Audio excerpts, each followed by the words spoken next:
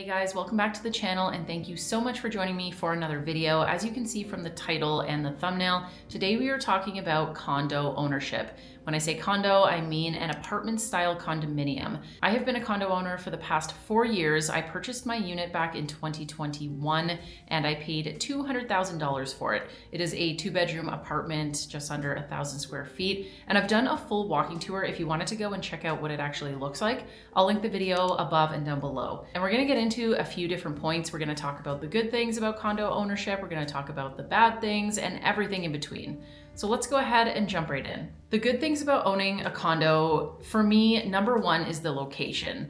I am a city person. I love living downtown in Calgary. And in order for me to be able to afford that, I either have to rent an apartment or I have to buy a condominium. I am definitely priced out of being able to afford a detached home or a townhouse. And I think most cities are like this. If you do want to live downtown or own property downtown, the chances of you being able to afford a detached home are pretty much slim to none unless you're a millionaire. The second positive thing about owning a condo is that it has been a great investment. Now, this has a lot to do with luck and timing, and I was very lucky when I bought. Although I did try to strategically buy during the pandemic when the interest rates were going really low. I was kind of in the market to purchase in the next few years, and it seemed like it was just the ideal time with the interest rates being like under 2%. For me, it's been an incredible investment. Like I said, purchased my condo for 200,000 Canadian dollars. It is now worth over 300,000 Canadian dollars in the last 4 years. So that is a pretty great increase. I should also mention that the area specifically that I purchased in has a lot of infrastructure being built around it. There's supposed to be more public transit being added. There's a new hockey arena being built. There was a huge expansion done on one of our convention centers, and there's a lot more work being done within a few blocks of this property. This is another reason why I purchased where I did in the downtown area, because there's just been a lot of talk about things being built and infrastructure being put in place in this particular region. So this is something definitely to look into if you're looking at an area that's not really gentrified fully yet and that has a few pockets that need some work. You're usually going to get a better deal in these areas, and if you can hold out, hang on to the investment, down the road when things are built, it should go up in value. Another thing I really like about condo living and ownership is the communal living aspect of it. I actually do like seeing my neighbors and getting to know them over time. And I'm not a super social person, but it's just comforting knowing that there are other people so close to you that if you wanted to, you could have relationships with these people. You could help each other out. You could knock on a neighbor's door if you needed something. I like the idea of communal living, and I think living in a building where you share walls with other people, that's a really great way to do it. It'd be amazing if you actually made friends in the same building and you were both like owners, so you weren't just like moving in and out every few years. That would be super cool if you just lived like in a building with a bunch of your friends. What's not to like about that? Another really big bonus that I think draws a lot of people to condo ownership and condo living is the super low maintenance. You don't have a yard. You typically only have to maintain what's inside your 4 walls. I think this is why condo living is such a big draw for retired people. I know a few retired folks who made the move from like a big detached house and, you know, a big huge lawn to take care of into a small condo where everything's taken care of for them. I think that really is a huge bonus. You don't have to worry about any of that, and you can just kind of live a maintenance-free life. Another bonus, I think, is that your condo fees include a lot of your utilities. So for me, it includes heat and water, and then of course all of the building systems. It covers any kind of repairs that aren't major repairs, and you don't have to worry about any big bills coming on a regular basis. Yes, there are things called special assessments where some huge amount of work has to be done, and then you can get a bill as an owner for, you know, $10,000, $20,000, $30,000, but it's not that common, and it's something that you definitely want to check into when you're going through all the condo docs before you actually purchase a place.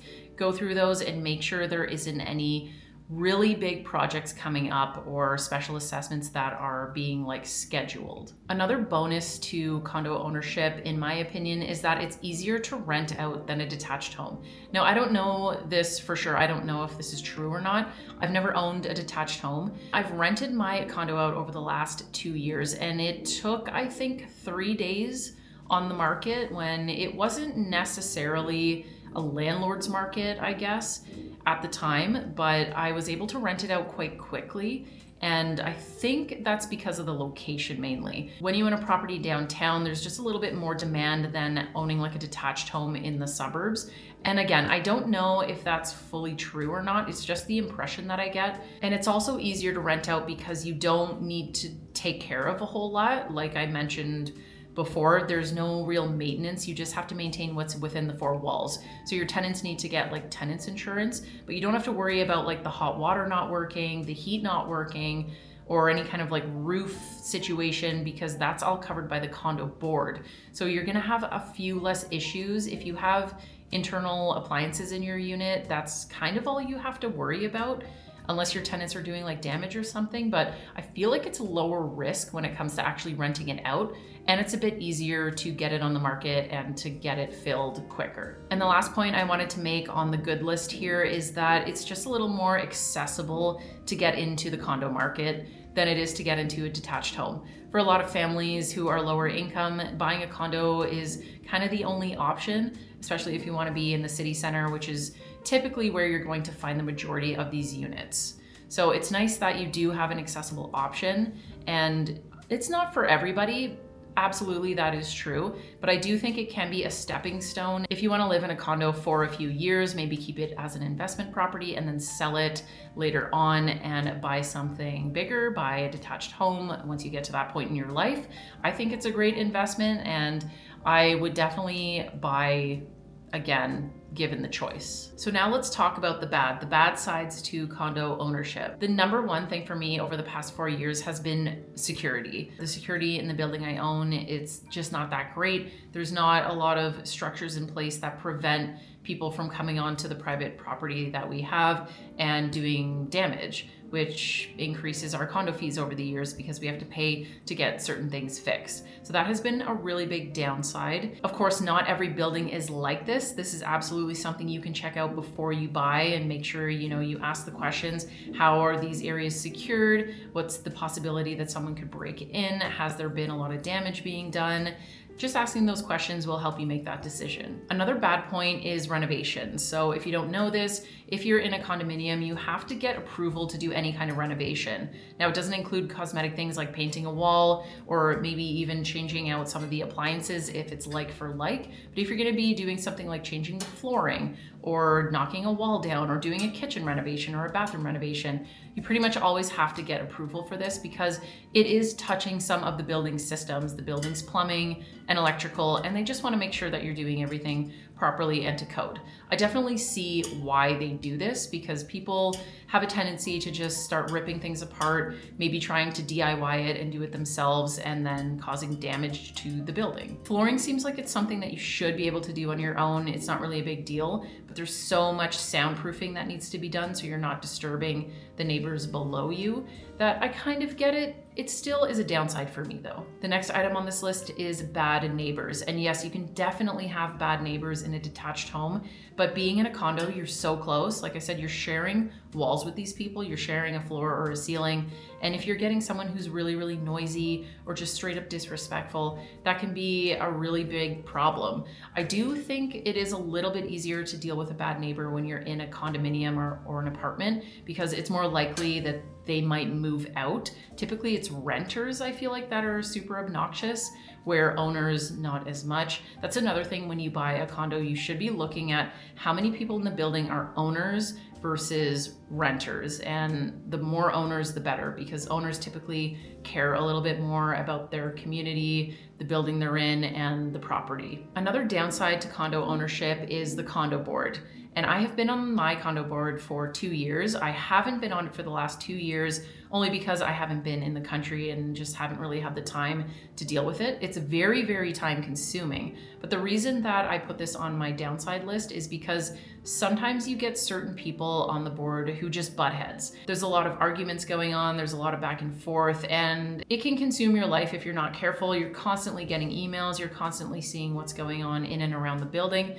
And it is nice to have that kind of control and insight, but at the same time, you can get into some petty arguments with people who just aren't being reasonable, or maybe you have an idea that they don't like. It just gets very complex, and if you have people on your board that aren't good people and aren't there for the right reasons, it can sabotage a lot of the positive things that you're trying to do. Of course, there are HOA boards in a lot of communities for detached homes, and that I'm sure is a problem as well. Another downside to living in a condo is that pets are typically restricted.